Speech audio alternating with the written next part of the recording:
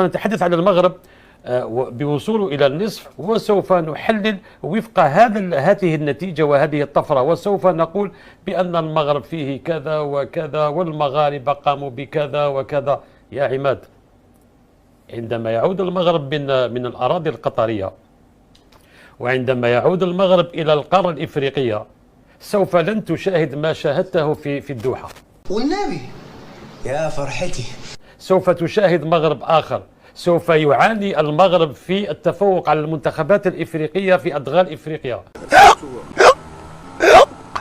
سوف لن يستطيع الركراكي أن يفوز ولا يسجل عليه في أدغال إفريقيا في 5 مباريات ب0 هدف. جي عدين نشربك القهوة.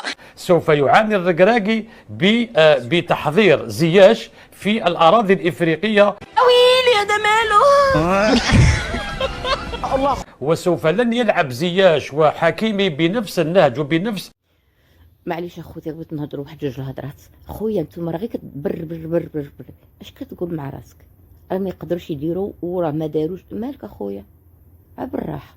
حتى العالم كله شهد للمغاربه، سواء المنتخب المغربي سواء الجمهور المغربي، من السعوديه من الامارات من مصر من قطر، كل الدول العربيه، السودان، كل الدول العربيه كل الدول الافريقيه وبعض الدول الاوروبيه كلها كانت مع المغرب. انتم الوحيدين اللي ما عندكمش، انتم مشكلتكم ما عندكمش ثقه في راسكم. احنا عندنا ثقه في راسنا وثقه في الاسود اللي عندنا. الحمد لله رب العالمين، وغادي يدخلوا الادغال وغادي يربحوا الكاس. تمام. بنفس النهج وبنفس الجرينتا التي لعب بها في المونديال. صدق اللي قال ابن الكلب عوام. ايام بيننا ويعني احتفظ بهذا يعني في هذا المقطع من الفيديو، وسوف نعود بعد اذا كنا من الاحياء يعني طبعا سوف نعود واحدثك عن المغرب عندما يعود الى ادغال افريقيا. سوف لن يقدم ذلك المستوى الذي نشاهده في المونديال.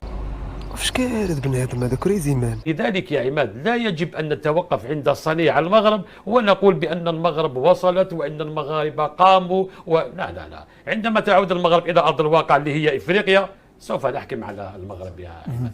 الشعب العربي كله واحد يعدي عليه يبول على وجهه، يبول عليه هذا الخاين الداعر. يا كلب